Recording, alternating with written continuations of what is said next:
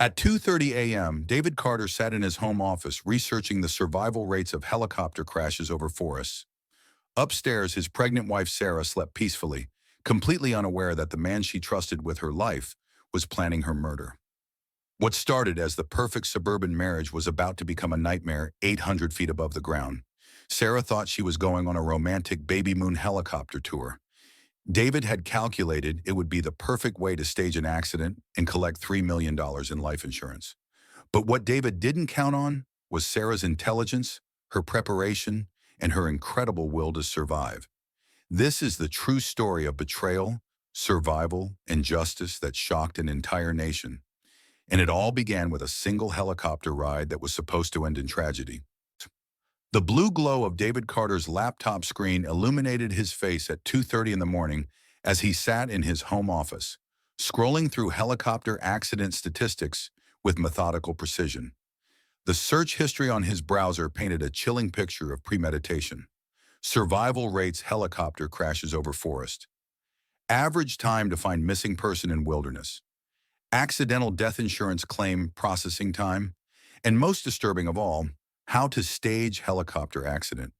Upstairs, his wife Sarah slept peacefully in their king-sized bed, 7 months pregnant with their first child, completely unaware that the man she loved and trusted was researching the best way to murder her.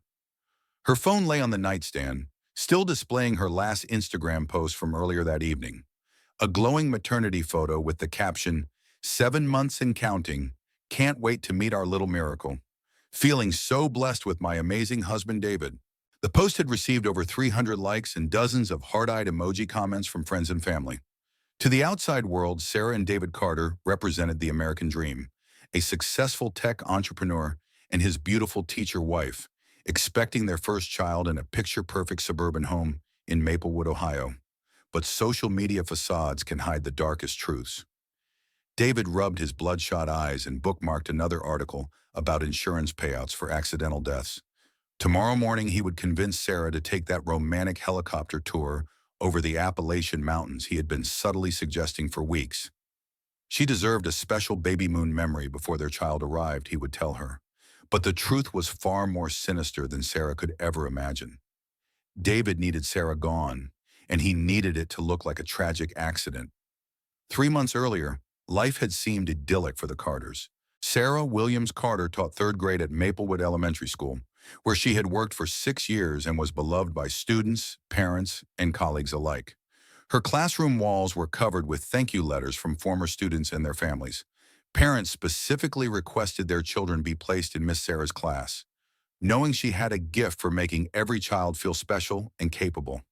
Her personal Instagram account, followed by over 2,000 people in their small Ohio community, showcased what appeared to be a fairy tale life.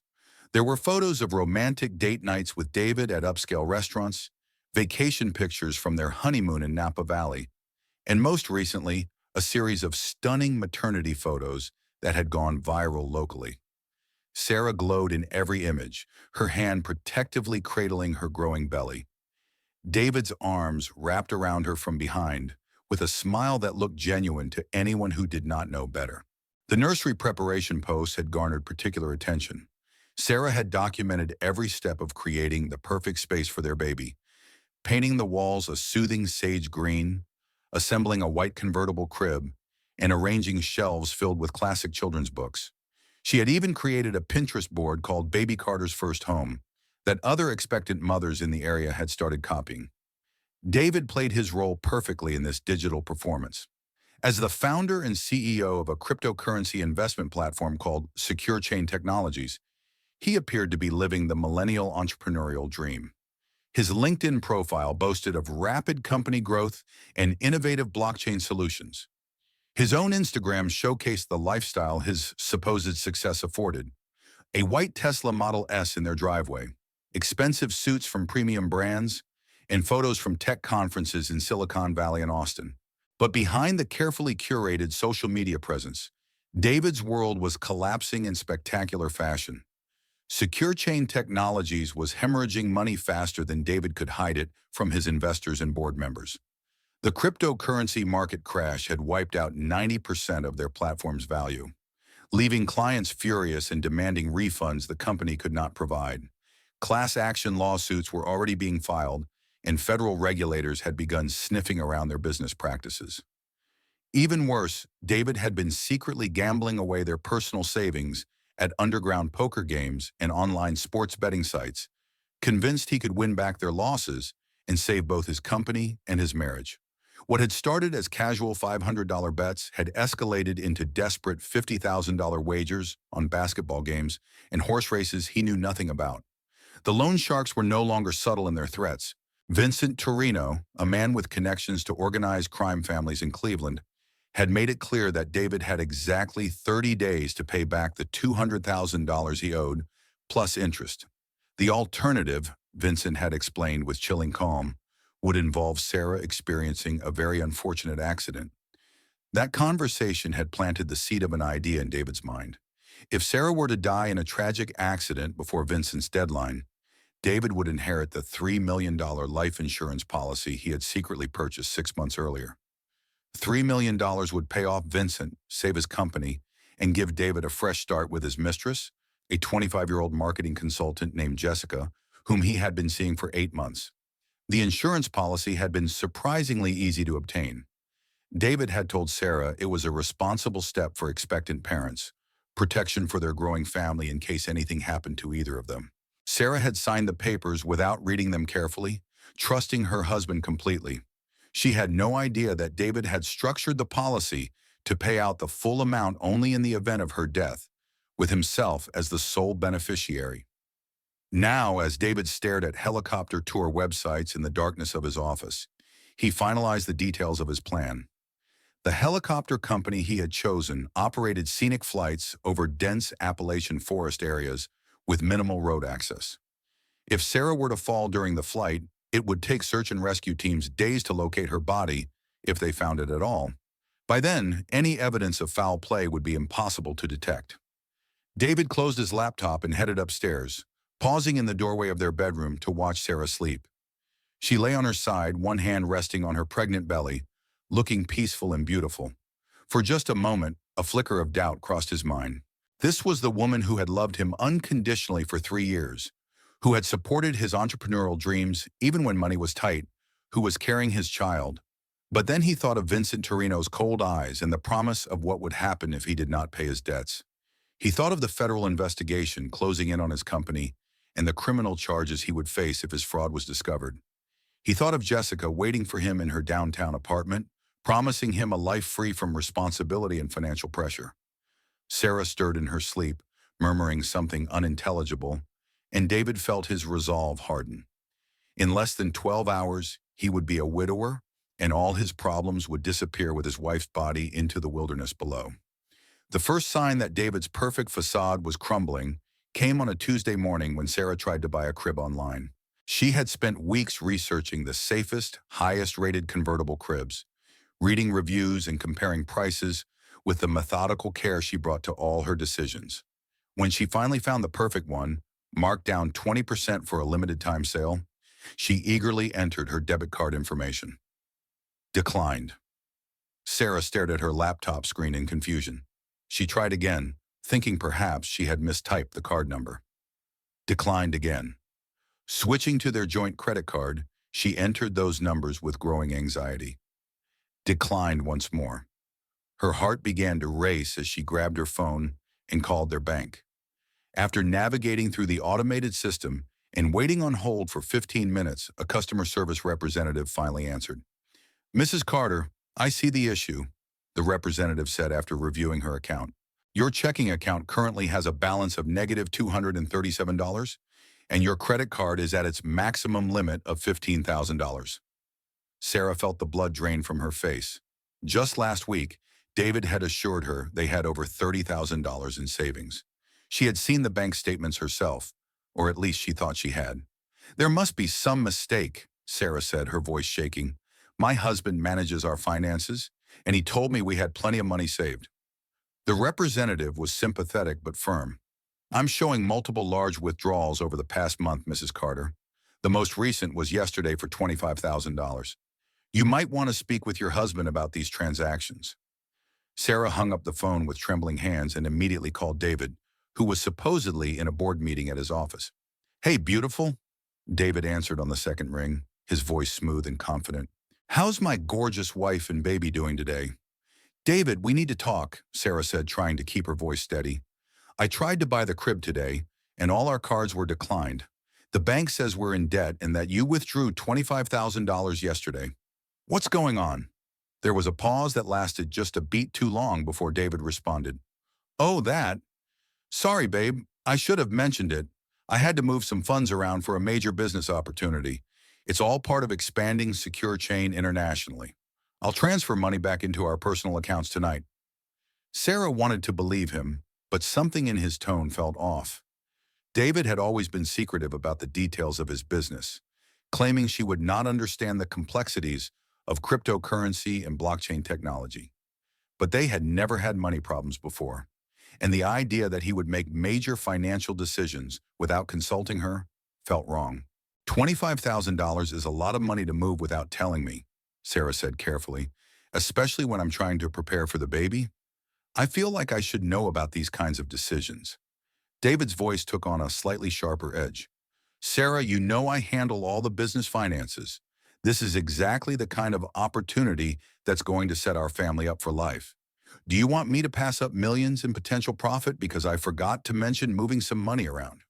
The way he said it made Sarah feel foolish for questioning him, but the uneasy feeling in her stomach persisted. "I just wish you would keep me informed about major financial decisions. We're supposed to be partners." "We are partners, baby," David said, his voice softening again.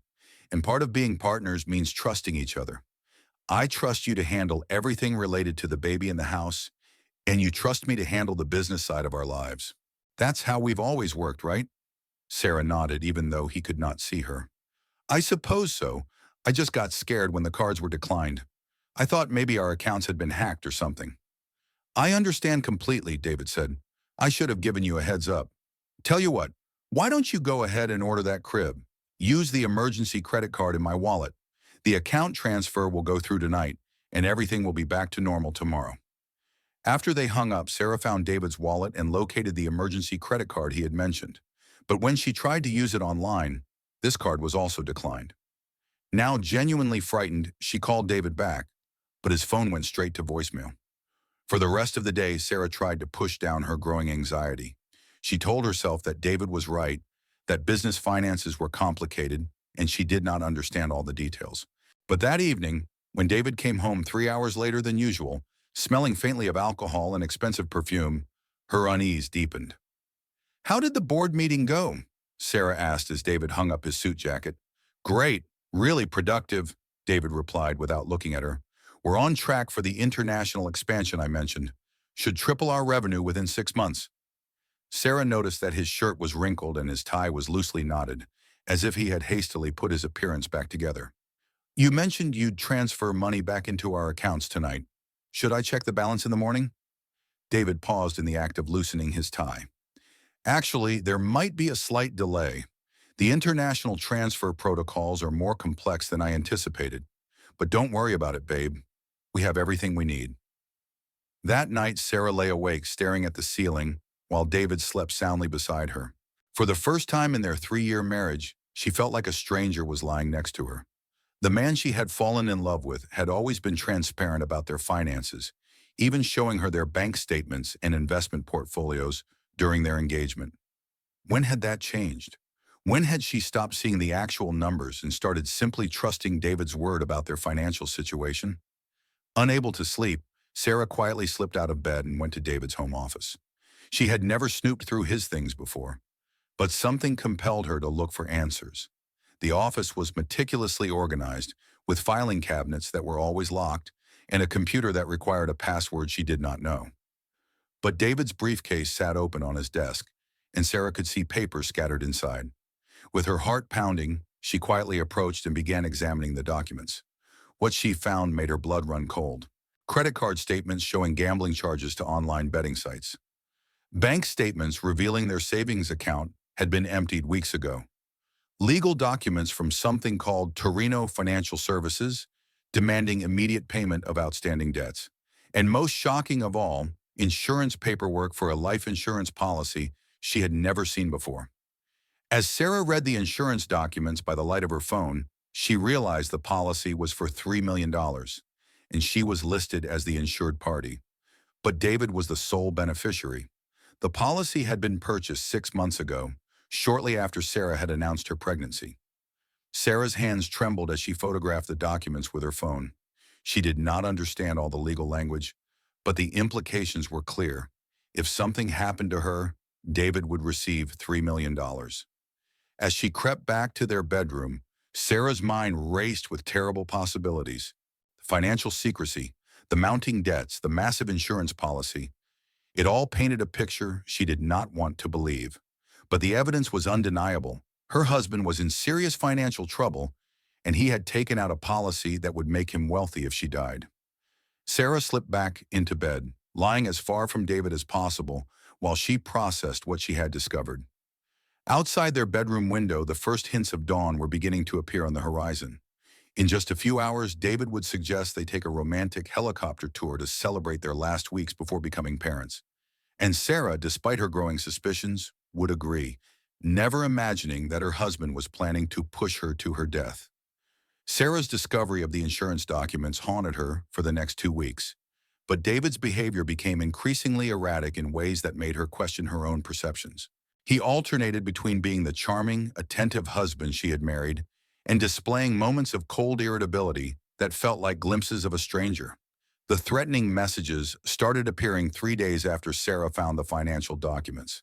She first noticed the spray-painted words on their garage door when she came home from her prenatal yoga class on a Thursday evening. Last warning, written in bold red letters across the white surface. Sarah stood in their driveway, one hand protectively cradling her belly, staring at the vandalism in shock. Their quiet suburban neighborhood had never experienced anything like this. The Carters lived on Maple Street, where the biggest crime was usually teenagers egging houses on Halloween.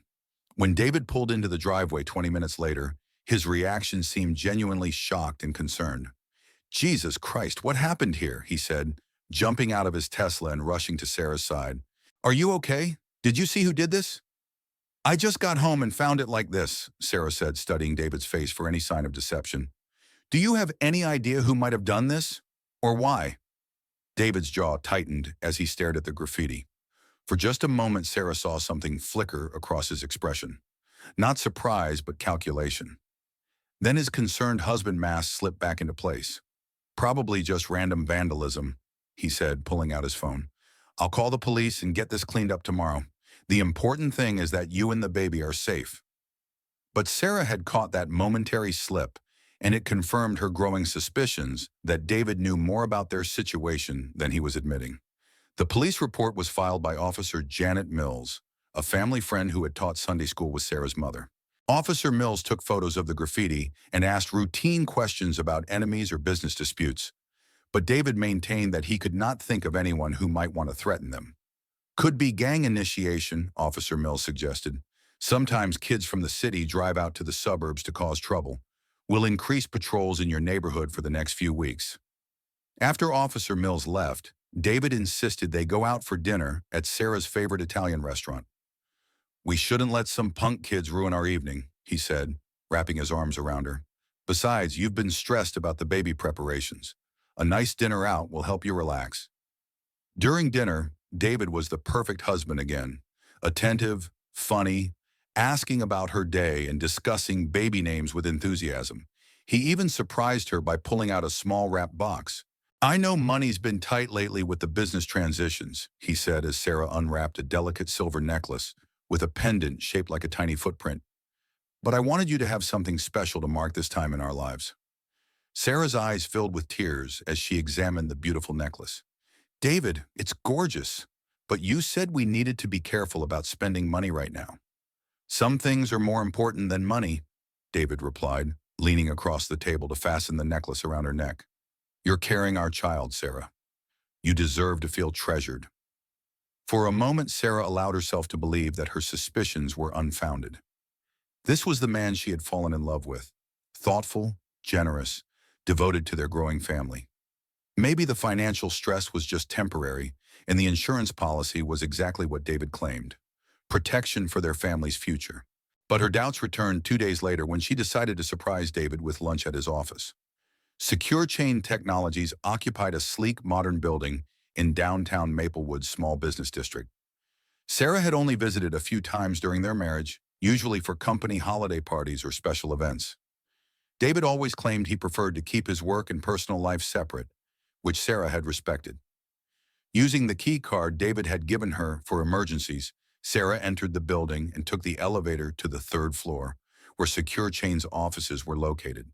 She carried a bag from David's favorite sandwich shop and planned to surprise him with a romantic lunch date. But when the elevator doors opened, Sarah found herself facing a scene that shattered her remaining illusions about her husband's honesty. The Secure Chain offices were nearly empty. Where there should have been bustling activity and the hum of a successful startup, Sarah found only a few scattered desks, outdated computers, and boxes stacked along the walls as if the company was in the process of moving out. Tyler Brooks, David's business partner, and the only other person Sarah could see, looked up from his desk with an expression of surprise and something that might have been pity. "Sarah," Tyler said, standing up awkwardly, "I didn't expect to see you here. Is everything okay?" "I brought David lunch," Sarah said slowly, looking around the nearly empty office space. "Where is everyone? What happened to all the employees?" Tyler's face fell, and Sarah could see him calculating how much truth to reveal. Tyler had always been the more honest of David's business associates, and Sarah had liked him during the few times they had interacted at company events. "Sarah, I think you should talk to David about this," Tyler said carefully. "I don't feel comfortable discussing company business without him here." But Sarah was no longer willing to accept evasive answers. Her pregnancy had made her more assertive, more willing to demand the truth when something felt wrong. "Tyler, I'm David's wife," she said firmly. "I have a right to know what's happening with the company that's supposed to be supporting our family. Where are all the employees? Why are there moving boxes everywhere?" Tyler looked genuinely uncomfortable as he glanced toward David's corner office. "He's not here right now. He said he was meeting with potential investors, but—" Tyler's voice trailed off as he seemed to wrestle with his conscience. "But what?" Sarah pressed. Tyler sighed heavily. "Sarah, the company has been in serious financial trouble for months. We've had to lay off most of our staff because we can't make payroll. The investors David claims to be meeting with stopped returning his calls weeks ago. We're probably going to have to file for bankruptcy within the next month." The sandwich bag slipped from Sarah's fingers as the implications of Tyler's words sank in. "Bankruptcy? But David told me the company was expanding internationally. He said you were about to triple your revenue." "I wish that were true," Tyler said sadly. "But the cryptocurrency market crash wiped out most of our clients' investments.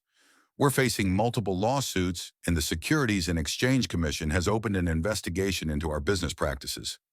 Sarah felt the room spinning around her as she processed this information. If Secure Chain was bankrupt, then David had been lying to her about everything. Their financial problems were not temporary business transitions. They were facing complete financial ruin. "How long has David known about this?" Sarah asked, her voice barely above a whisper.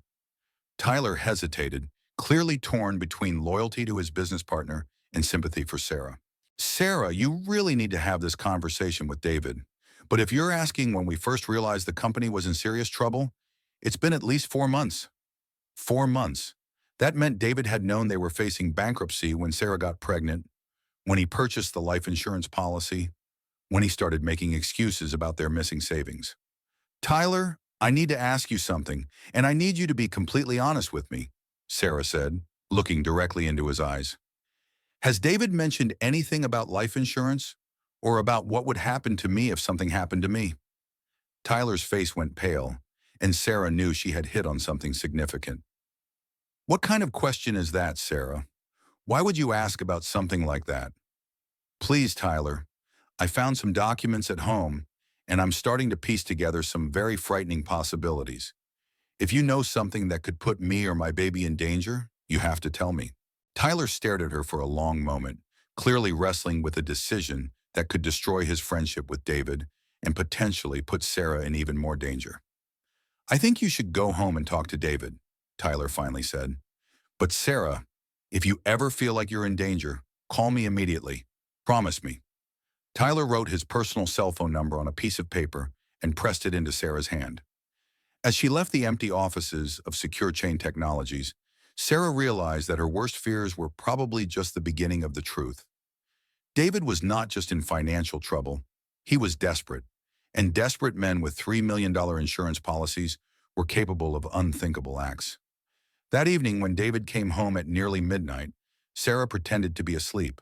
But through barely open eyes, she watched him move around their bedroom with the careful movements of someone trying not to wake a sleeping person. As David undressed in the darkness, Sarah noticed something that made her blood run cold. His shirt and pants reeked of cigarette smoke, even though David had never smoked.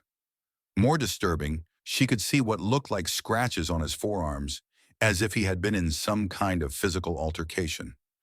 When David slipped into bed beside her, Sarah held her breath and remained perfectly still. But her mind was racing with terrible possibilities. Where had David been until midnight? Who had he been with? And what kind of situation had left him with scratches on his arms? As David's breathing settled into the rhythm of sleep, Sarah made a decision that would ultimately save her life. Tomorrow she would start documenting everything. David's lies, the missing money, the insurance policy, and any other evidence she could find. If David was planning to hurt her, she needed proof. And if something happened to her, she needed to leave a trail that would lead investigators to the truth. Sarah had no way of knowing that in less than 72 hours, David would suggest they take a romantic helicopter tour over the mountains, or that he was already researching the exact spot where he planned to push her to her death. But her growing suspicions and her decision to gather evidence would prove to be the difference between becoming a victim and becoming a survivor. Sarah's mother, Margaret Williams, died on a rainy Wednesday morning in a head-on collision with a drunk driver on Highway 37, exactly 3 weeks before David's planned helicopter tour. The call came at 6:15 in the morning while Sarah was getting ready for school, and her world collapsed in an instant. Margaret had been Sarah's anchor, her closest confidant, and the one person who might have seen through David's carefully constructed lies.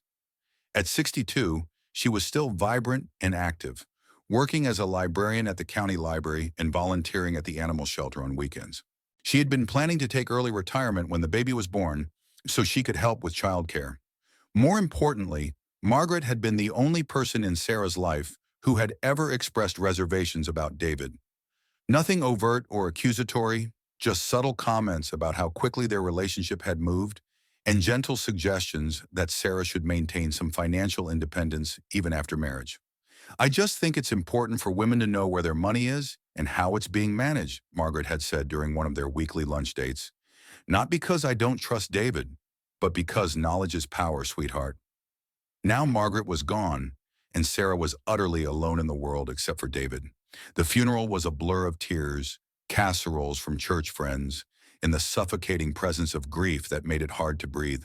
David played his role perfectly, serving as pallbearer, delivering a touching eulogy about Margaret's kindness, and supporting Sarah through her devastating loss.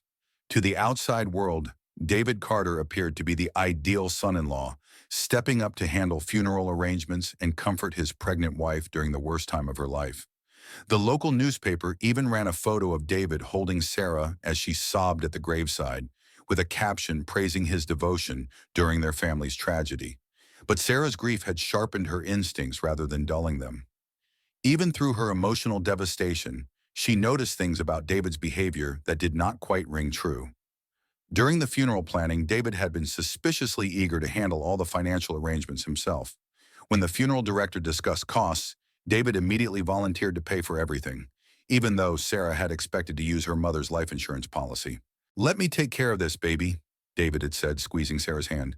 "You shouldn't have to worry about money during a time like this. Your mom was like a mother to me, too." But Sarah remembered that Margaret had purchased a substantial life insurance policy specifically to cover her final expenses. When she asked David about it later, he claimed the policy had lapsed due to missed payments. "Your mom was getting a bit forgetful about bills in her last few months," David explained gently. "The insurance company sent notices, but she probably just filed them away and forgot about them. Don't worry about it. We'll handle everything." Sarah wanted to believe David's explanation, but something about it felt wrong. Her mother had been meticulous about financial matters, maintaining detailed records and never missing payments on anything important.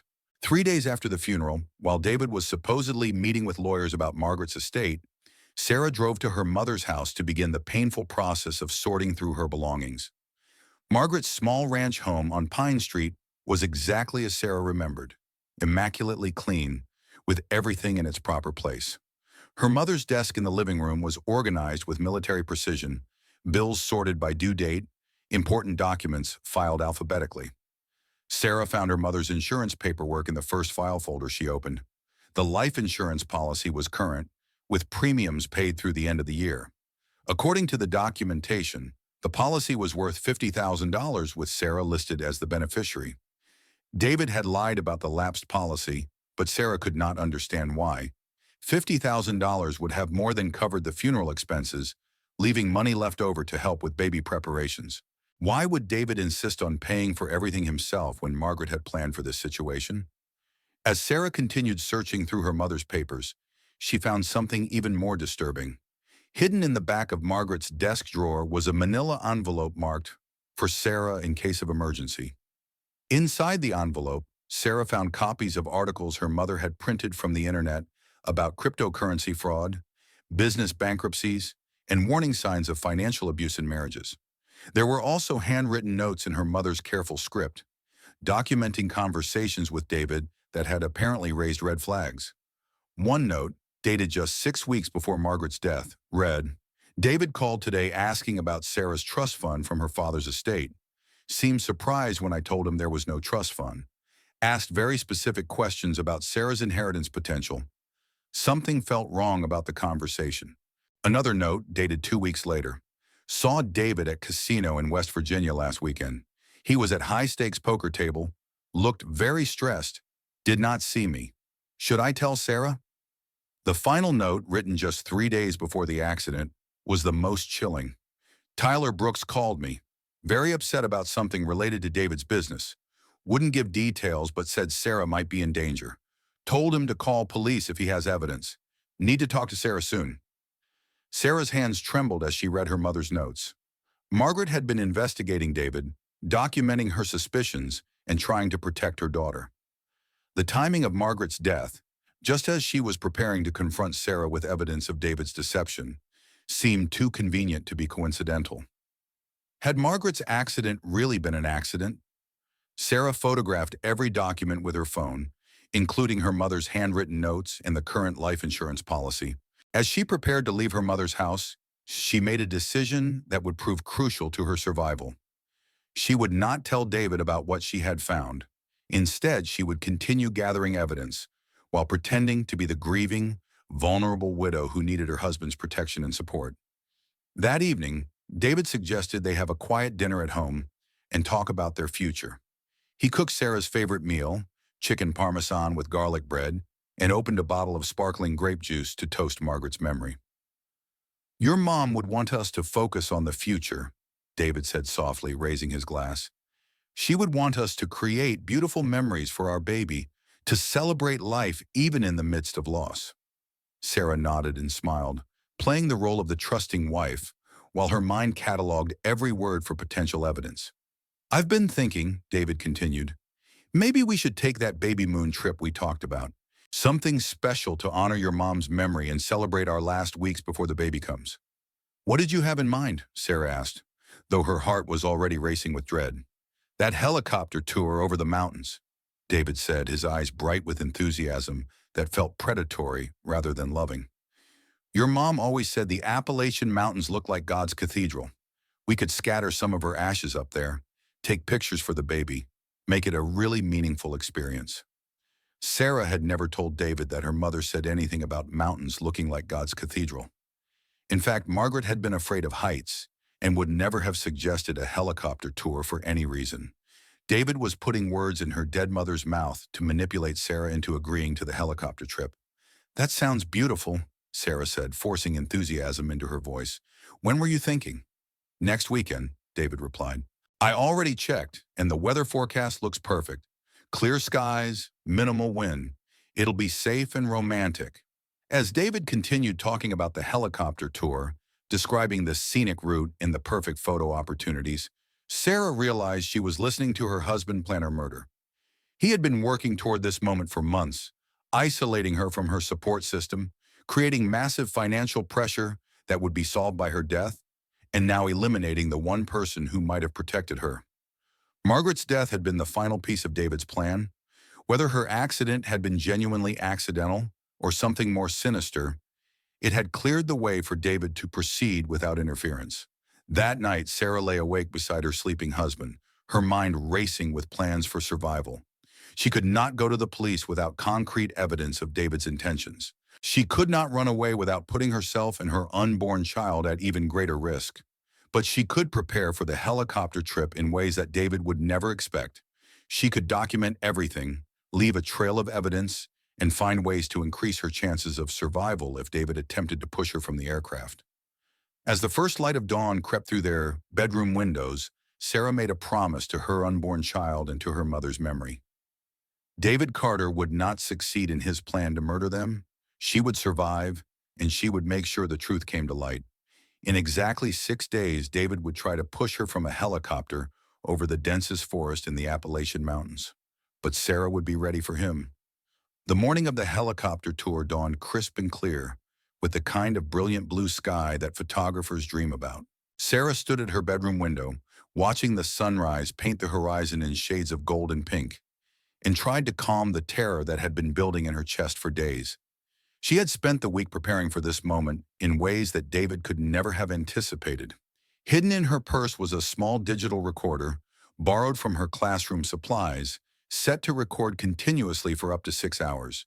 She had written a detailed letter explaining her suspicions about David, sealed it in an envelope, and left it with Tyler Brooks along with copies of all the evidence she had gathered. Most importantly, she had activated every tracking feature on her smartphone and shared her location with Tyler, giving him strict instructions to contact police if she did not check in by evening. David was in an unusually good mood as they prepared for their departure, humming while he showered and chatting cheerfully about the scenic views they would see. To anyone watching, he appeared to be an excited husband treating his pregnant wife to a romantic adventure. "You're going to love this baby," David said as he helped Sarah into his Tesla for the drive to the helicopter landing pad. "The tour company said the autumn colors are at their absolute peak right now. We'll get some incredible photos for the baby book." Sarah smiled and nodded, playing her role as the trusting wife while mentally reviewing the survival techniques she had researched online. If David tried to push her from the helicopter, her only chance would be to grab onto something solid and hold on until the pilot could land safely. The helicopter landing pad was located at a small private airfield 30 minutes outside of Maplewood. As they drove through the winding mountain roads, Sarah noticed that David kept checking his watch and glancing at his phone, as if he was coordinating with someone or following a specific timeline. "Are you nervous about flying?" Sarah asked, though she suspected David's anxiety had nothing to do with a fear of heights. "Just excited," David replied, but Sarah could see sweat beading on his forehead despite the cool morning air. "I want everything to be perfect for you." When they arrived at the airfield, Sarah was surprised by how isolated the location felt. There were no other customers waiting for tours, no bustling activity that might provide witnesses to whatever David had planned. The landing pad sat at the edge of a dense forest, with the nearest road disappearing into the trees. Their pilot was Jake Morrison, a weathered man in his 50s who had been flying helicopter tours for over 20 years. He greeted them warmly, but Sarah noticed that David seemed nervous around Jake, as if he was concerned about what the pilot might observe or remember. "Beautiful day for flying," Jake said as he conducted his pre-flight safety briefing. "We'll be flying over some of the most spectacular mountain scenery in the region. The route takes us over Eagles Canyon, which is one of the deepest gorges in the Appalachians." Sarah listened carefully to Jake's safety instructions, paying particular attention to the location of emergency equipment and the procedures for emergency landings. She noticed that David seemed distracted during the briefing, his eyes repeatedly moving to the helicopter's doors and window latches. As they prepared to board the aircraft, David insisted that Sarah sit on the right side of the helicopter, claiming it would give her the best views of the mountains. But Sarah had researched the flight path online and knew that the most scenic views would actually be on the left side. David wanted her positioned near the door he would later try to push her through. The helicopter was a small four-seat aircraft with Sarah and David in the back seats and Jake in the pilot's position. As they lifted off, Sarah was genuinely awed by the breathtaking views spreading out below them. Rolling hills covered in autumn foliage stretched to the horizon, painted in brilliant reds, oranges, and golds that looked almost too beautiful to be real. For the first 20 minutes of the flight, David played his role perfectly. He pointed out landmarks, took photos of Sarah with the mountains in the background, and made loving comments about sharing this experience with their unborn child. But as they approached Eagles Canyon, Sarah noticed David's behavior becoming more focused and intense. He kept checking his watch and scanning the landscape below, as if looking for specific landmarks. His hand moved casually toward the door latch, testing it in a way that might have seemed innocent to a casual observer. "Jake, could you tell us about that canyon down there?" David asked, his voice carefully casual. "It looks incredibly deep." Jake's voice came through their headsets as he banked the helicopter for a better view. "That's Eagles Canyon, one of the most remote areas in this part of the mountains. The canyon is over 800 feet deep, and the forest down there is so dense that hikers sometimes get lost for days. Search and rescue teams have a tough time operating in that terrain." Sarah's blood ran cold as she realized David had specifically requested information about the remoteness of the area and the difficulty of conducting rescue operations. This was not casual conversation. David was confirming that this was the perfect location to dispose of her body. As Jake continued his commentary about the geological features of the canyon, David's hand closed around the door handle. Sarah could see his knuckles turning white with tension, and she knew the moment she had been dreading was about to arrive. "Sarah, lean forward and look at this view," David said, his voice carrying a strange note of finality. "You'll want to get a picture of this for the baby." Sarah's training as a teacher had given her excellent instincts for reading people's intentions, and every alarm bell in her mind was screaming danger. David's body language, his tone of voice, and the predatory focus in his eyes all indicated that he was about to strike. "Actually, I'm feeling a bit dizzy," Sarah said, deliberately leaning back in her seat instead of forward toward the door. "Could we maybe take pictures from this angle instead?" She could see frustration flicker across David's face as his carefully planned scenario began to deviate from script. But he quickly recovered, his charming mask sliding back into place. "Of course, baby, but you really should see this view. It's once in a lifetime." David's hand was now openly gripping the door handle, and Sarah could see him calculating angles and distances. Jake was focused on flying the helicopter and providing commentary through the headset, unaware of the deadly drama unfolding behind him. Sarah knew she had only seconds to act. Her digital recorder was capturing everything, but that would only matter if she survived to present it as evidence. "David," she said clearly, making sure her voice would be picked up by both the recorder and Jake's headset microphone. "Why do you keep checking the door handle? You're making me nervous." The question caught David off guard, and for just a moment his mask slipped completely. Sarah saw naked rage flash across his face, followed by cold calculation. "I'm just making sure it's secure, baby," he said, but his voice had lost its warmth. "We want to be safe up here." But Sarah had seen the truth in that unguarded moment, and she knew David was about to make his move. She gripped her seat harness with both hands and braced herself for the fight of her life. David's attack, when it came, was swift and brutal. With one violent motion, he released the door latch and grabbed Sarah's arm, trying to push her toward the opening. "David, no!" Sarah screamed, her voice carrying clearly through the helicopter's communication system. Jake immediately began turning around, startled by the commotion, but David was already committed to his plan. With desperate strength born of months of planning and financial pressure, he continued trying to force Sarah through the door opening. Sarah fought back with everything she had, clinging to her seat harness and kicking at David's hands. But she was 7 months pregnant, strapped into a moving aircraft, and fighting against a man who was willing to kill her for money. As the ground rushed past 800 feet below, Sarah realized that her survival would depend not just on her own strength, but on exposing David's true nature to the one witness who could tell the world what really happened. "Jake, Ifuri," she screamed into her headset microphone. "David is trying to push me out. This isn't an accident. He's trying to murder me." The words that would ultimately save Sarah's life and destroy David's carefully planned alibi echoed through the helicopter's communication system as the struggle for survival reached its terrifying climax. The moment Sarah felt herself being pushed through the helicopter door, time seemed to slow into crystalline clarity. She could see every detail with impossible sharpness. The brown and gold patchwork of autumn forest spreading endlessly below. David's face twisted with murderous determination, and Jake's shocked expression as he tried to comprehend what was happening behind him. Sarah's teacher training had included basic first aid and emergency response, but nothing could have prepared her for the reality of falling through empty air at 800 feet above ground. The wind ripped past her face with deafening intensity, drowning out her screams and making it impossible to breathe. But even as terror overwhelmed her rational mind, Sarah's survival instincts kicked in with fierce determination. This was not just about her own life.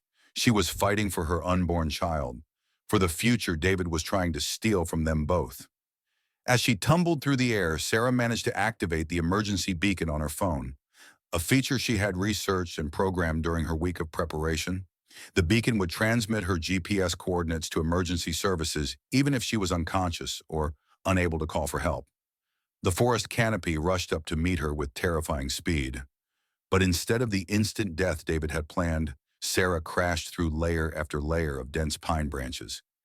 Each impact was agony, branches tearing her clothes, scraping her skin, and jolting her body with bone-jarring force. But each branch also slowed her descent, turning what should have been a fatal fall into something she might possibly survive. Her final landing was in a thick tangle of undergrowth and fallen logs, the natural debris acting like a primitive crash pad. Sarah's left arm snapped with an audible crack, and sharp pains stabbed through her ribs with every breath. Blood seeped from countless cuts and scrapes, and her vision swam with the effects of shock and trauma. But she was alive. Against all odds and David's carefully researched statistics, Sarah Williams Carter had survived an 800-foot fall from a helicopter. The first thing she did, even through the haze of pain and disorientation, was check on her baby. With trembling fingers, she managed to activate the fetal heartbeat monitor app on her cracked but functional phone. The seconds stretched like hours as the app searched for a signal.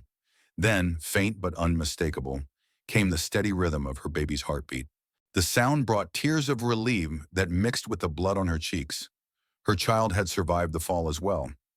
Above the forest canopy, David was delivering the performance of his life. As Jake frantically radioed for emergency services, David sobbed convincingly into his hands, his voice cracking with apparent grief. "She was trying to get a better picture," he cried to the pilot. "She unbuckled her harness and leaned too far out. I tried to grab her, but the door wasn't secured properly. Oh God, my wife, my baby." Jake's face was pale with shock as he fought to control the helicopter and coordinate with ground rescue teams. "Sir, search and rescue teams are responding. The forest canopy might have broken her fall. People have survived worse. We're going to find her." But David knew the statistics he had researched so obsessively.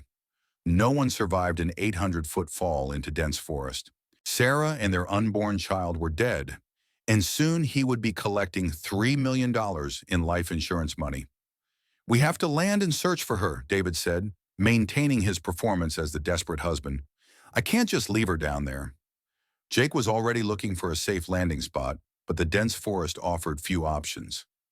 "The nearest clearing is about 2 miles from where she fell. We'll land there and guide the rescue teams to the location." As the helicopter began its descent, David felt a mixture of relief and anticipation. His plan had worked perfectly. In front of a credible witness, Sarah had accidentally fallen from the helicopter while trying to take photographs. David's story would be that he had tried desperately to save her, but failed due to equipment malfunction. The insurance company would have no choice but to pay out the full $3 million, especially with Jake's testimony about the accidental nature of Sarah's fall. Within weeks, David would be debt-free and starting a new life with Jessica, his beautiful young mistress who knew nothing about his crimes. But deep in the forest below, Sarah was fighting for survival with every ounce of strength she possessed. Using broken branches as makeshift splints, she bound her fractured arm as best she could manage. Every movement was agony, but she forced herself to stay conscious and alert. Her phone's battery was at 20%, but the emergency beacon was still transmitting her exact location to rescue services. Sarah had also managed to send a text message to Tyler Brooks with her GPS coordinates in a brief message. David pushed me. Find the evidence. The autumn afternoon was growing cold, and Sarah knew she was going into shock from blood loss and trauma. But she had advantages that David had not counted on in his research. Her emergency beacon was leading rescuers directly to her location, eliminating the days of searching that David had factored into his plan. More importantly, Sarah's preparation and quick thinking had ensured that there would be evidence of David's true intentions. The digital recorder in her purse had captured the entire attack, including David's attempts to push her and her clear statements that this was not an accident. As helicopter rotors thundered overhead and voices began calling her name through the forest, Sarah felt a fierce surge of vindication. David had underestimated her intelligence, her preparation, and her will to survive. She was not going to be his victim. She was going to be his downfall. When the first search and rescue technician rappelled down through the trees and found her conscious and responsive, his shout of triumph echoed through the forest. "We've got her! She's alive! Prep the medical team!" As they carefully lifted Sarah on a rescue stretcher up through the forest canopy, she caught a glimpse of the sky where her nightmare had begun. Somewhere in that blue expanse, David was probably still playing the grieving husband, never suspecting that his intended victim was about to become the key witness in his own murder trial. The helicopter that carried Sarah to safety was different from the one that had nearly been her death. This time, she was surrounded by people fighting to save her life instead of end it. And this time, she had evidence that would ensure David Carter would never hurt anyone again. As they flew toward Mercy General Hospital, Sarah whispered a promise to her unborn child. "Daddy tried to hurt us, but we're going to be okay, and we're going to make sure he can never hurt anyone else." The nightmare was far from over, but Sarah Williams Carter was no longer a victim. She was a survivor with a story to tell and evidence to prove it. Detective Maria Santos had been investigating suspicious deaths and attempted murders for 15 years, but something about the helicopter incident felt wrong from the moment she arrived at the landing site. David Carter's story was too polished, too convenient, and his emotional responses seemed calculated rather than genuine. While David continued his performance as the devastated husband for local news crews, Detective Santos was methodically examining every piece of evidence from the scene. Jake Morrison, the helicopter pilot, had been visibly shaken by the incident and was eager to cooperate with investigators. "I've been flying tours for 20 years, Jake told Detective Santos as they reviewed his flight logs. "I've never had a passenger fall out of my aircraft. The safety protocols are foolproof if people follow them." Detective Santos studied Jake's face carefully. "Walk me through exactly what happened from your perspective. Don't leave out any details, even if they seem insignificant." Jake's account painted a disturbing picture that contradicted David's version of events. "Mrs. Carter seemed nervous about the flight from the beginning," Jake explained, "but Mr. Carter was very insistent about the seating arrangement. He specifically wanted her on the right side of the aircraft, claiming it would give her better views. Is that accurate? Would the right side have better views?" Jake shook his head. "Actually, the most scenic parts of our route are visible from the left side. I found it odd that he was so specific about the seating when he seemed to have the geography wrong." Detective Santos made notes as Jake continued his account. "Then there was the conversation about Eagles Canyon. Mr. Carter asked very specific questions about how remote the area was and how difficult it would be for rescue teams to operate there. At the time, I thought he was just curious, but looking back, what happened immediately before Mrs. Carter fell?" Jake's face grew troubled. "That's what's been bothering me. I heard her scream, but it wasn't like someone who was accidentally falling. It was pure terror, like someone was attacking her. When I turned around, I saw Mr. Carter sitting calmly in his seat, and she was gone. Did you see him try to help her? Any indication that he attempted to prevent her fall?"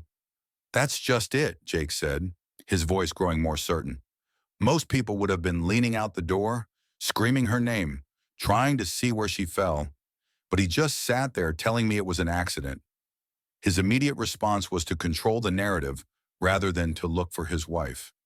While Detective Santos was building her case against David, Tyler Brooks was racing to Mercy General Hospital with evidence that could prove Sarah's survival claims. He had spent the past week secretly recording David's conversations and documenting his business partner's increasingly erratic behavior. Tyler burst into the hospital waiting room where David was maintaining his grieving husband act for gathered reporters and family friends. News crews had been drawn by the dramatic story of a pregnant woman's miraculous survival from a helicopter fall. "David," Tyler called out, his voice sharp with urgency, "I need to talk to you privately. Now." David's face went pale, but he maintained his composure in front of the cameras. "Tyler, this isn't the time. My wife is fighting for her life." "Yes, she is," Tyler replied grimly, his voice carrying clearly in the quiet waiting room.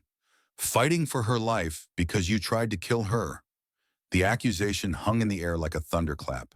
Nearby reporters immediately perked up, sensing a much bigger story than they had originally anticipated. David tried to pull Tyler aside for a private conversation, but Tyler was done protecting his business partner's secrets. "I have recordings, David," Tyler announced loud enough for everyone to hear.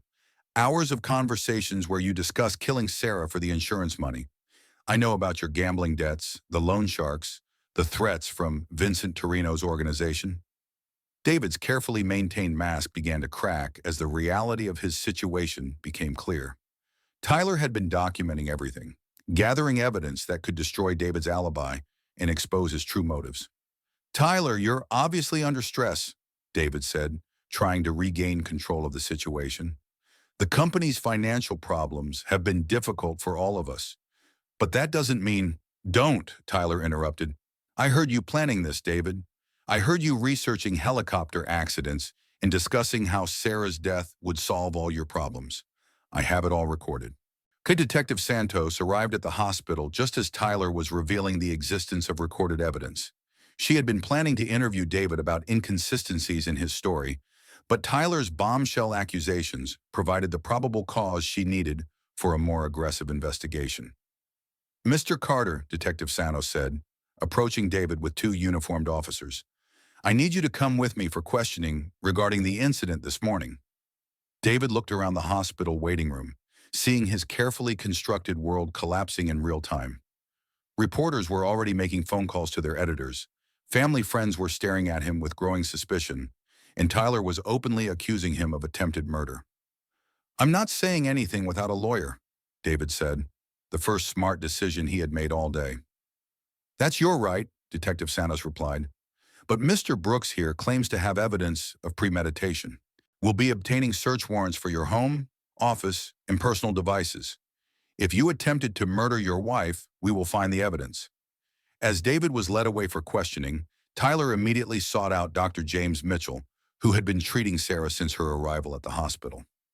"How is she?" Tyler asked anxiously. "Is she conscious? Can she talk?" Dr. Mitchell studied Tyler carefully, trying to determine his relationship to the patient and whether he could be trusted with medical information. "Are you family?" Dr. Mitchell asked. "I'm David's business partner, but I think David tried to kill her," Tyler said bluntly. "I have evidence that could help convict him, but I need to know if Sarah can corroborate what happened." Dr. Mitchell's expression grew grave. "Mr. Brooks, if you have evidence of attempted murder, you need to speak with Detective Santos immediately. As for Mrs. Carter's condition, she's stable but heavily sedated. She has multiple fractures, severe lacerations, and signs of trauma consistent with a significant fall. But she and the baby are going to be okay? It's nothing short of miraculous, but yes, both mother and child appear to be out of immediate danger. Mrs. Carter has been drifting in and out of consciousness, and when she's awake, she's been consistently saying the same thing." Tyler leaned forward anxiously. "What has she been saying?" Dr. Mitchell looked around to make sure they could not be overheard. "She keeps saying David pushed me. He tried to kill us. We've documented every statement she's made, thinking it might be important for legal proceedings." Tyler felt a surge of relief mixed with vindication. Sarah was alive, and she was confirming what Tyler had suspected for weeks. David Carter was not a grieving husband. He was a would-be murderer who had finally been caught. "Dr. Mitchell, I need you to keep detailed records of everything Sarah says," Tyler urged. "And I need to speak with Detective Santos about the recordings I have. Between Sarah's testimony and my evidence, we can make sure David never has the chance to hurt anyone again. As Tyler hurried off to find Detective Santos, Dr. Mitchell returned to Sarah's room where she was beginning to stir from the sedation. Her eyes fluttered open, unfocused at first, then gradually becoming aware of her surroundings. "Mrs. Carter, you're safe now," Dr. Mitchell said gently. "You're in the hospital, and both you and your baby are going to be fine." Sarah's hand immediately moved to her belly, and relief flooded her face when she felt the familiar bump and detected the subtle movements of her unborn child. "David," she whispered, her voice hoarse but determined. "Where is David?" "Your husband is being questioned by police," Dr. Mitchell said carefully. "There are some questions about what happened during your flight." Sarah's eyes sharpened with focus as the events of the morning came flooding back. "He pushed me," she said clearly. "David opened the helicopter door and pushed me out. He tried to murder me and our baby for insurance money." Dr. Mitchell nodded and made notes in Sarah's chart. "Mrs. Carter, Detective Santos is here and would like to speak with you when you feel strong enough. There's also a man named Tyler Brooks who says he has evidence that supports your account." For the first time since her fall, Sarah felt a spark of hope. Tyler had come forward with evidence, which meant she was not facing David's lies alone. The truth was going to come out, and justice might actually be possible. "I want to talk to them," Sarah said, her voice growing stronger. "I want to tell them everything David did, and I want to make sure he can never hurt anyone else." As Dr. Mitchell prepared to contact Detective Santos, Sarah closed her eyes and whispered a prayer of gratitude. She had survived David's attempt to murder her baby was safe, and now the wheels of justice were beginning to turn. David Carter had underestimated his wife's strength and his business partner's conscience. Those miscalculations were about to cost him everything. Tyler Brooks sat across from Detective Santos in a sterile conference room at Mercy General Hospital, his laptop open and a manila folder filled with printed documents spread across the table. For weeks, Tyler had been wrestling with his conscience about David's increasingly erratic behavior, but hearing Sarah's terrified screams over the helicopter's communication system had finally pushed him to action. "I should have come forward sooner," Tyler said, his hands trembling slightly as he queued up the first audio recording. "I knew David was in serious financial trouble, but I never imagined he would actually try to kill Sarah." Detective Santos adjusted her headphones as Tyler played the recordings he had secretly made over the past month. David's voice, clear and unmistakable, filled the small room with chilling confessions of his criminal plans. "The insurance policy is perfect," David's recorded voice said during a conversation with an unknown associate. $3 million, and Sarah has no idea she's worth more to me dead than alive. The pregnancy actually works in my favor. Grieving widower with an unborn child gets maximum sympathy." Detective Santos made detailed notes as the recordings continued, each one more damning than the last.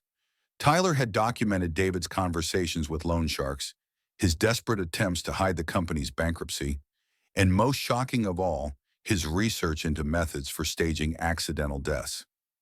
"This recording was made just 3 days ago," Tyler explained as he played another file. "David was talking to Vincent Torino, the loan shark who's been threatening him. Listen to what David says about solving his Sarah problem." David's voice came through the speakers with cold calculation. "After this weekend, the Sarah situation will be permanently resolved. Helicopter accident over remote forest terrain. Very tragic, but these things happen. Insurance pays out within 30 days, and I'll have your money plus interest." Detective Santos looked up from her notes with grim satisfaction. "Mr. Brooks, this is exactly the kind of evidence we need to prove premeditation. Combined with the pilot's testimony and Mrs. Carter's account, this makes our case practically airtight." But Tyler was not finished. He opened his laptop and began showing Detective Santos the digital evidence he had gathered. David's browser history showing research into helicopter accidents, email communications with the tour company requesting specific flight routes over remote areas, and most damning of all, David's recent communications with his mistress about starting a new life together. "David has been planning this for months," Tyler explained. "The helicopter tour wasn't a spontaneous romantic gesture. It was a carefully planned execution method. He chose that specific route because it flies over the most remote wilderness area in the region." Detective Santos studied the evidence with growing amazement. Mr. Brooks, why didn't you come forward earlier? This level of premeditation could have been stopped. Tyler's face flushed with shame and regret. David is my business partner and my friend, or at least I thought he was. I kept telling myself there had to be another explanation for his behavior. I thought maybe the stress of the company's financial problems was making him say things he didn't really mean. What changed your mind? Two things, Tyler replied. First, Sarah's mother called me 3 days before she died. Margaret Williams was worried about David's behavior and asked me to keep an eye on Sarah. She said David had been asking strange questions about Sarah's inheritance and life insurance. Detective Santos looked up sharply. Mrs. Williams was concerned about her daughter's safety? Very concerned. Margaret was a smart woman, and she had started noticing things that didn't add up about David's financial claims. She was planning to confront Sarah about her suspicions. You said two things changed your mind. What was the second? Tyler's expression grew dark. Yesterday, I followed David to a meeting with Vincent Torino and his associates. I heard them discussing what would happen to Sarah if David couldn't pay his debts. That's when I realized David wasn't just fantasizing about killing his wife. He was actually going to do it.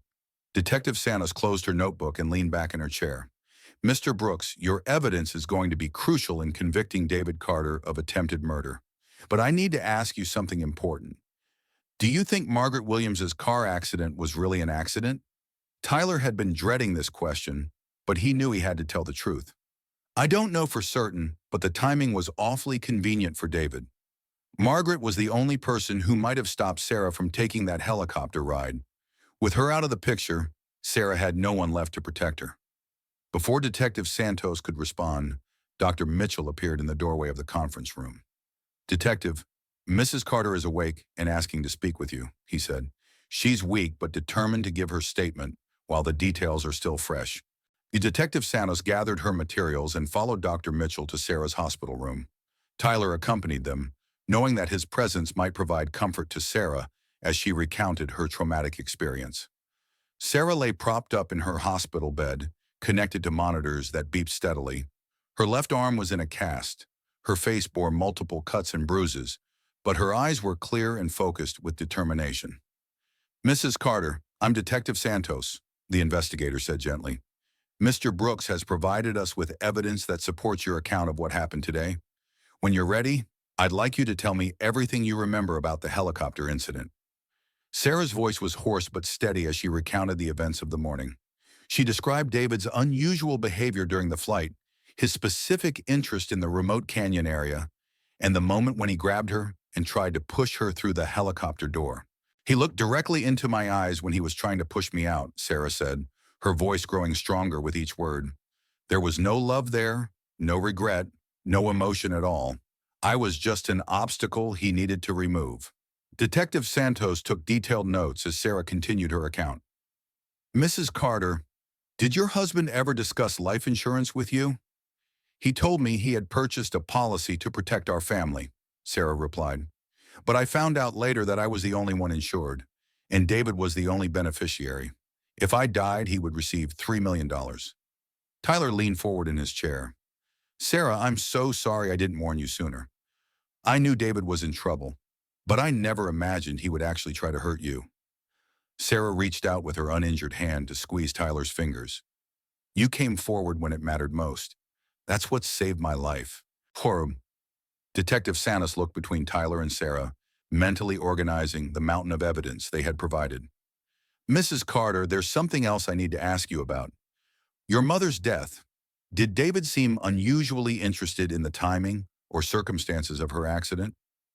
Sarah's eyes filled with tears as she considered the question. David insisted on handling all the funeral arrangements, even though Mom had life insurance to cover the expenses, and he seemed almost relieved that she was gone, even though he pretended to be grieving. Did your mother ever express concerns about David? Sarah nodded slowly. I found notes in Mom's house after she died. She had been documenting strange conversations with David and had even seen him gambling at a casino. She was planning to talk to me about her suspicions. Detective Santos exchanged glances with Tyler. The pattern was becoming clear. David had systematically eliminated anyone who might interfere with his plan to murder Sarah. Margaret Williams's death, whether accidental or intentional, had removed the last obstacle to David's scheme. "Mrs. Carter, I want you to know that we have overwhelming evidence of your husband's premeditation," Detective Santos said. "Mr. Brooks has provided recordings of David planning your murder, and the helicopter pilot's testimony contradicts David's claims about what happened during the flight." For the first time since her fall, Sarah felt a genuine sense of relief. The truth was coming out, and David would face consequences for his actions. "What happens now?" Sarah asked. "David is in custody and will be formally charged with attempted murder," Detective Santos replied. "With the evidence we have, I'm confident we can secure a conviction and ensure he never has the opportunity to hurt you or anyone else again." As Detective Santos prepared to leave, Sarah made one final request. "I want to confront David. I want him to know that his plan failed and that I survived to tell the truth." Tyler looked concerned. "Sarah, is that safe? David is dangerous, and seeing you alive might make him even more desperate." Detective Santos considered the request carefully. It could be arranged under controlled circumstances. Sometimes confronting an attempted murder suspect with their surviving victim can produce additional confessions or admissions. Sarah's eyes hardened with determination. "David thought he could throw me away like garbage for money. I want him to see that I'm still here, that I'm still fighting, and that his lies didn't work." The confrontation would be risky, but it might provide the final piece of evidence needed to ensure David Carter would spend the rest of his life in prison for his crimes. As plans were made for Sarah to face her would-be killer, none of them could have anticipated just how desperate and dangerous David would become when he realized his perfect plan had completely unraveled. The confrontation between Sarah and David took place in a secure interview room at the county jail, with Detective Santos and two armed guards present. Sarah had insisted on facing her would-be killer, despite the obvious risks, driven by a need to see David's reaction when he realized his plan had failed completely. David was brought into the room in handcuffs and an orange jumpsuit, his usually immaculate appearance replaced by the disheveled look of a man whose world had collapsed overnight. When he saw Sarah sitting at the metal table, very much alive and clearly prepared to testify against him, his face went through a series of expressions: shock, fear, rage, and finally cold calculation. "Hello, David," Sarah said, her voice steady despite the trembling in her hands. "Surprised to see me?" David's attorney immediately leaned over to whisper urgent advice about remaining silent, but David was beyond rational decision-making. The sight of his intended victim sitting across from him, ready to destroy his carefully constructed lies, triggered the narcissistic rage that had been simmering beneath his charming exterior for years. "This is ridiculous," David said, his voice sharp with desperation. "Sarah is obviously confused from the trauma. She fell from a helicopter. Of course she's not thinking clearly.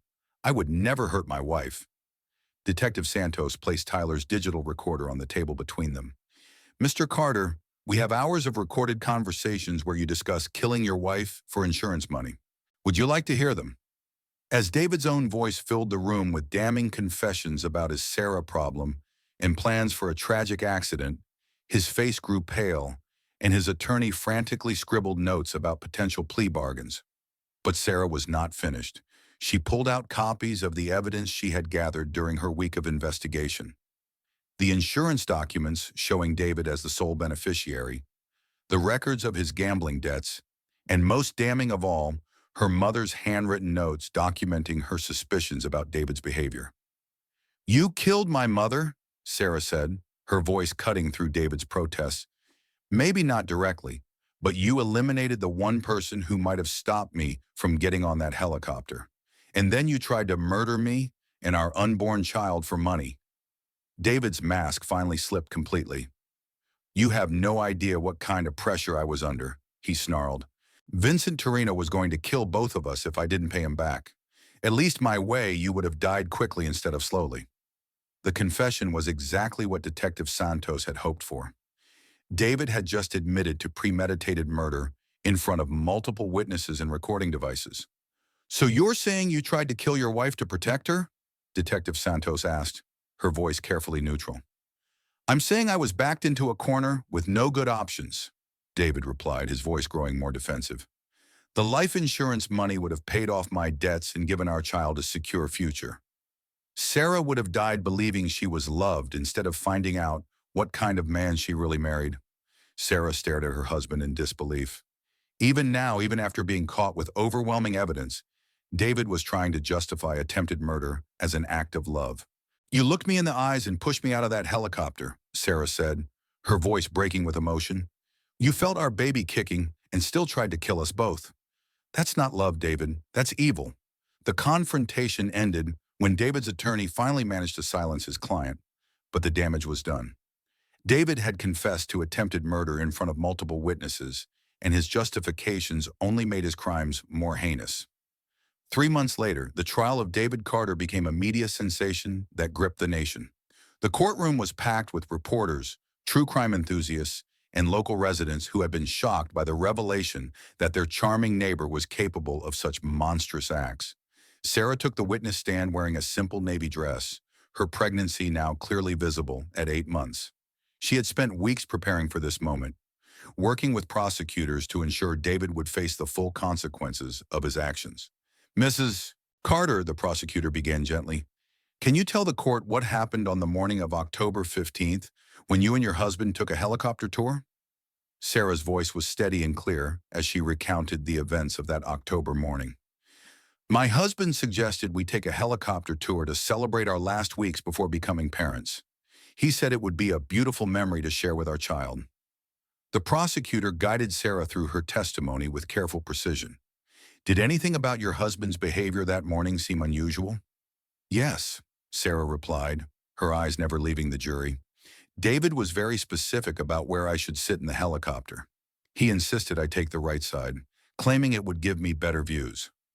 Later I learned that the most scenic parts of the route were actually visible from the left side." As Sarah continued her testimony, describing David's questions about the remoteness of Eagles Canyon and his positioning near the helicopter door, the courtroom remained absolutely silent. Every juror was focused on her words, understanding that they were hearing a first-hand account of attempted murder. "What happened when your husband attacked you?" the prosecutor asked. Sarah's voice remained strong despite the emotional weight of reliving her trauma. "David grabbed my arm and tried to push me through the helicopter door. When I managed to grip the doorframe, he pried my fingers loose one by one. He looked directly into my eyes as he pushed me, and I saw no love there, no regret. I was just an obstacle he needed to remove." The defense attorney's cross-examination was aggressive, but ultimately futile. He tried to suggest that Sarah's memories were confused by trauma, that the fall had affected her perception of events. But Sarah's account was corroborated by too much evidence: Tyler's recordings, Jake's testimony, and David's own confessions. Tyler Brooks took the stand next, his testimony providing crucial evidence about David's premeditation.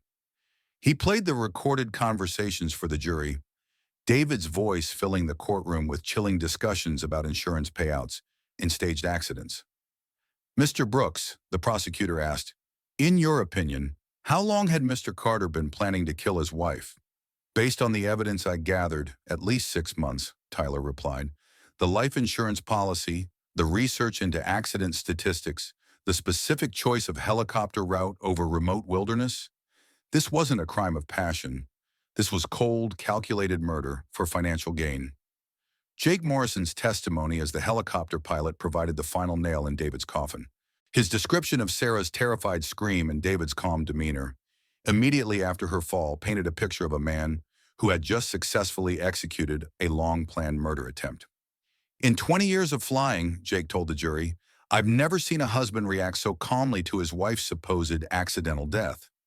Most people would be hysterical, desperate to search for their loved one. David just sat there, ready with his story about equipment malfunction. The prosecution's case was overwhelming, but David's defense team made one last desperate attempt to save their client.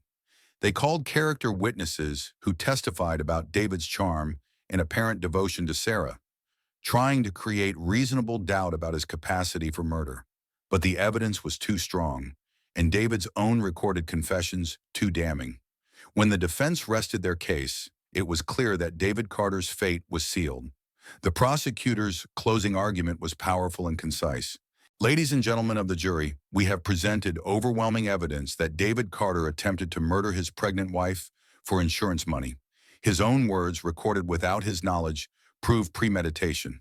The pilot's testimony proves the attack occurred, and Sarah Carter's survival and testimony prove that this was not an accident, but an attempted execution. The jury deliberated for less than 3 hours before returning their verdict.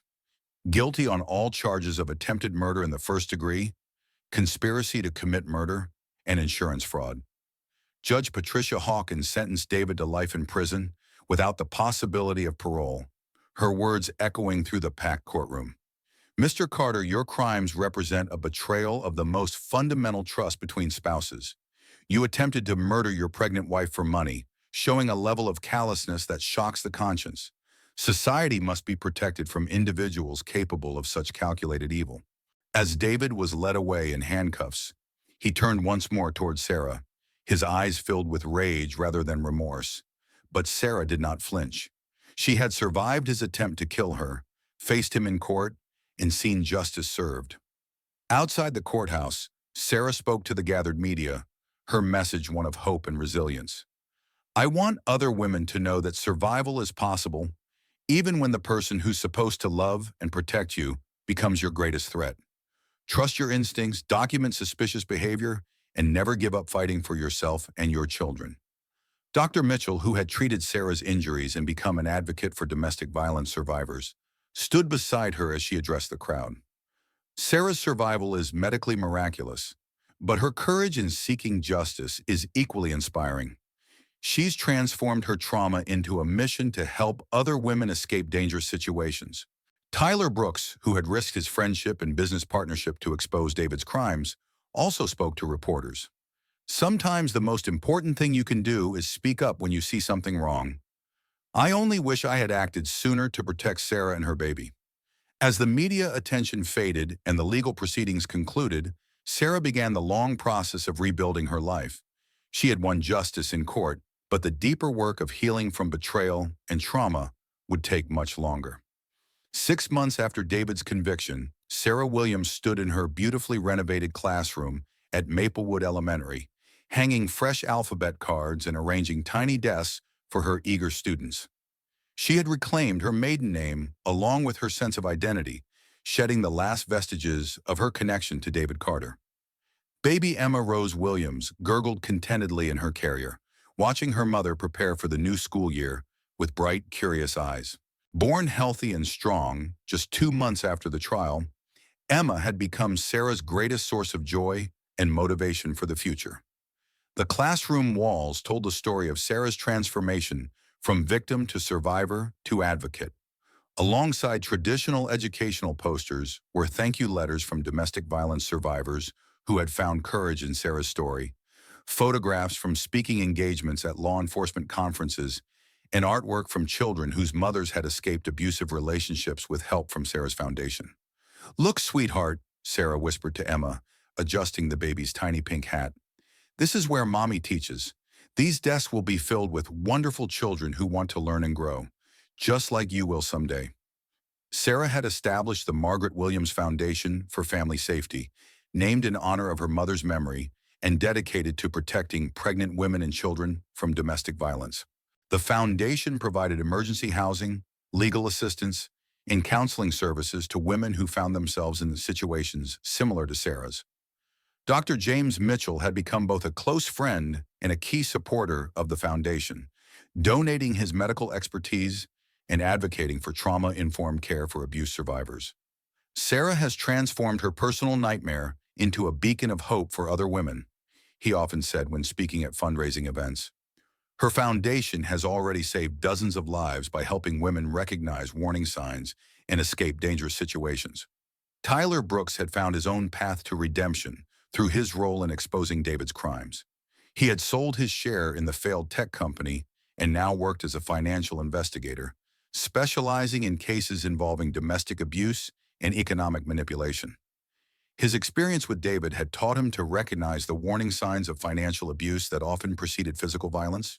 Working with Sarah's foundation has shown me how abusers use money as a weapon, Tyler explained during a recent television interview. They isolate their victims financially, making it impossible for women to leave even when they recognize the danger. Our job is to help women document their situations and build independent resources. On this particular September morning, as Sarah prepared for the first day of school, she reflected on how completely her life had changed. A year ago, she had been a trusting wife, married to a man who viewed her as a disposable asset. Today, she was a confident single mother whose survival story had inspired women around the world. The bell rang, and Sarah's third-grade students began filing into the classroom with the excited energy that marked the beginning of each school year. Their innocent faces and eager questions reminded Sarah why she had fought so hard to survive and seek justice. "Good morning, everyone," Sarah said warmly as the children found their assigned seats. "Welcome to our classroom family. This year we're going to learn so many wonderful things together." As the morning progressed with introductions and getting to know you activities, Sarah marveled at the resilience of children and the hope they represented for the future. These students would grow up in a world where domestic violence was increasingly recognized and addressed, where women had more resources for escaping dangerous relationships. During her lunch break, Sarah checked her phone to find dozens of supportive messages from women around the country. Her story had reached far beyond Ohio, inspiring legislation to improve domestic violence reporting and creating networks of support for abuse survivors. One message particularly touched her heart. "I was planning to stay with my abusive husband because I was afraid I couldn't support my children alone. Your story reminded me that survival is possible and that my children deserve to see their mother strong and safe. We left yesterday, and we're staying at a shelter that helps women like us. Thank you for showing me that courage is contagious." Sarah smiled as she typed her response. "Your bravery inspires me. Keep fighting for yourself and your children. You deserve a life filled with real love and safety, and there are people ready to help you build it." As the school day ended and Sarah prepared to take Emma home, she stopped by the small memorial garden the community had created in honor of Margaret Williams. A bench surrounded by her mother's favorite flowers provided a peaceful place for reflection and remembrance. "Hi, Mom," Sarah said softly, settling onto the bench with Emma in her arms. "I wish you could meet your granddaughter. She has your curious eyes and your stubborn streak. I think you would have loved watching her grow up." Sarah had often wondered whether her mother's death had truly been accidental, or if David had somehow orchestrated it to remove the one person who might have stopped his plan. The question would probably never be answered definitively, but Sarah had found peace in honoring her mother's memory through the Foundation's work. "I hope you're proud of what we've built from this tragedy," Sarah continued, watching Emma sleep peacefully in her arms. "Your notes and documentation helped convict David, and now we're using that same attention to detail to help other women document abuse and build cases for prosecution." As the afternoon sun painted everything in golden light, Sarah made a mental inventory of all the good that had emerged from the darkest day of her life. The Foundation had helped over 200 women escape abusive relationships. Her story had inspired new legislation requiring better training for police officers responding to domestic violence calls. Most importantly, Emma would grow up knowing that her mother was a survivor who had transformed trauma into purpose. Standing to leave the memorial garden, Sarah whispered one final promise to her mother's memory. "We'll keep fighting, Mom. For Emma, for all the women who need help, and for the future you wanted us to have." The drive home took Sarah through the downtown area where David's failed company had once operated. The building now housed a nonprofit organization that provided job training and financial literacy education to domestic violence survivors. Sarah had helped arrange the purchase and renovation, ensuring that David's former office space would be used to empower women rather than exploit them. At home in the small but comfortable house she had purchased with proceeds from her book deal and speaking engagements, Sarah settled into the evening routine she had created for herself and Emma. Bath time, feeding, and gentle lullabies filled the hours before bedtime with peaceful contentment. As she rocked Emma to sleep, Sarah reflected on the journey that had brought them to this moment. The helicopter that was meant to be her grave had instead been the catalyst for her transformation from victim to survivor to advocate. David's betrayal had nearly destroyed her, but it had ultimately revealed her own unbreakable strength and capacity for resilience. "Your daddy tried to hurt us," Sarah whispered to her sleeping daughter, "but we survived, and we've used our survival to help other families stay safe. You're going to grow up knowing that women are strong, that truth matters, and that love should never, ever hurt." Emma stirred slightly in her sleep, as if responding to her mother's words, and Sarah felt overwhelmed with gratitude for the second chance they had been given. Outside their window, the first stars were beginning to appear in the darkening sky, each one a reminder of the infinite possibilities that lay ahead. Sarah Williams had fallen from the heavens and landed in hell, but she had clawed her way back to create her own version of paradise, a life built on truth, purpose, and unconditional love for her child. Her story was no longer just about a woman who was pushed from a helicopter by her husband for insurance money. It had become a testament to the power of survival, the importance of speaking truth to power, and the possibility of transforming even the darkest experiences into sources of light for others. As Sarah prepared for bed that night, she looked at the framed photo on her nightstand. Herself and Emma at the Foundation's first annual fundraising gala, surrounded by dozens of women and children whose lives had been changed by their work. The image captured everything Sarah had learned about resilience, community, and hope. Tomorrow would bring new challenges, new opportunities to help other families find safety and healing. But tonight, Sarah Williams was exactly where she belonged, safe at home with her daughter, surrounded by the life they had built together from the ashes of betrayal and trauma. The nightmare was over. The future stretched ahead of them, bright with promise and unmarked by the shadows of the past. 3 years later, Sarah Williams testified before Congress in support of the Family Safety Protection Act, legislation inspired by her case that would provide better resources for domestic violence survivors and improve law enforcement training. Emma, now a bright and curious toddler, sat in the gallery with Tyler Brooks and Dr. Mitchell, watching her mother make history. David Carter remained in federal prison, where he would spend the rest of his life. His appeals had been exhausted, and he had become a case study in criminal justice programs across the country as an example of calculated domestic violence and attempted murder for financial gain. The Margaret Williams Foundation had grown into a national organization with chapters in 37 states, helping thousands of women and children escape dangerous situations and rebuild their lives. Sarah's book, Falling into Light, A Survivor's Journey from Betrayal to Hope, had become a bestseller and required reading in social work and law enforcement programs. Most importantly, Emma was growing up healthy, happy, and surrounded by love in all its authentic forms. She would never know the fear her mother had experienced, never question whether she was truly valued and protected by the people who claimed to love her.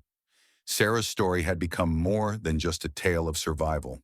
It was proof that even in the darkest moments, when everything seems lost, the human spirit possesses an unbreakable capacity for healing, growth, and transformation. The woman who had once fallen from the sky now soared on wings of her own making, carrying other women to safety and showing the world that love should lift us up, never tear us down. If this story of survival against impossible odds grabbed your attention, hit that like button to help other people discover Sarah's incredible journey. Drop a comment below telling us what you think about David's calculated plan. Could you have seen the warning signs? Share this video with someone who believes in the power of human resilience. And don't forget to subscribe and ring that notification bell, because we bring you the most compelling true crime stories that prove truth really is stranger than fiction. Trust me, you won't want to miss what happens next in Sarah's fight for justice.